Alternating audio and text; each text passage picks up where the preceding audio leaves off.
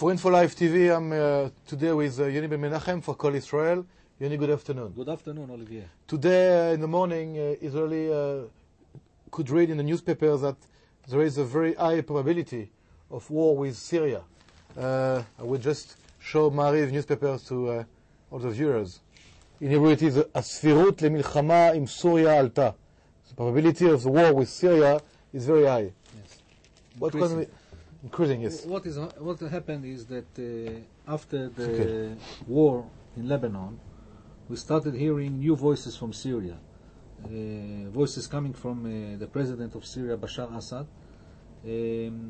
Syria was encouraged by the results of the war in Lebanon, by the fact that they think that the Hezbollah was very successful in fighting Israel, and they think that Israel is weak now.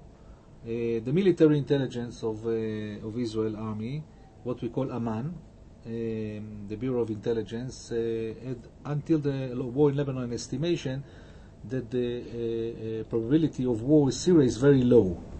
Now, after the war, after we heard new declarations from the Syrian president, also taking into consideration the possibility of using violence to return the Golan Heights to Syria, now the Israeli military intelligence is changing its estimation and is saying that the war with Syria is probable, it might happen, and the probability is not low as it was before the war in Lebanon.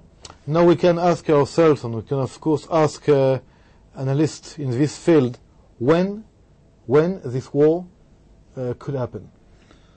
This war can happen any time, because you don't need the whole war. It's enough for a small military operation to change the status quo, and maybe this is what Assad wants. It's like in 1973 when in Yom Kippur War, when President Sadat wanted to change the status quo. He knew that he cannot occupy the whole of Sinai and return the whole of Sinai to Egypt, but he said that it's enough that I will make a limited military operation. I will cross the Suez Canal and catch or occupy some territories in Sinai. This will be enough to create a momentum that will change the status quo. Maybe this is what Assad wants. He wants to make a small operation, military operation. What do you mean by small? Let's try to explain it with numbers. There are many scenarios which is possible. Many scenarios are possible. For example, occupying mountain of the Hermon, the mountain of Hermon. How many forces does he need? You don't need a lot for this. You need a few battalions, and you can do it with helicopters. The possibility of resuming terrorism in the Golan Heights. You know, the Golan Heights have been very quiet. There's no terrorist activity there. But he might bring terrorists into the Syrian area there and make infiltration into the Golan Heights. There are many ways to do it. Maybe he's planning this thing, but the declaration of Assad are very alarming, because this is the first time that he's talking about the possibility of using force to what he calls liberate the Golan Heights. Do you believe, Yoni, that this new policy declared by President Bashar Assad is also involving Iran and Hezbollah? I'm sure that he is coordinated with the Iranians. There is a full coordination. We call it the axis, the axis of evil. Yeah. Iran, Syria, and Hezbollah. So all things are connected, and the timing together with from Iran and Hezbollah and Syria. They are working in full cooperation, and it's not something of coincidence that Assad makes these declarations. What Israel should do now in order to be prepared for such a war with Syria?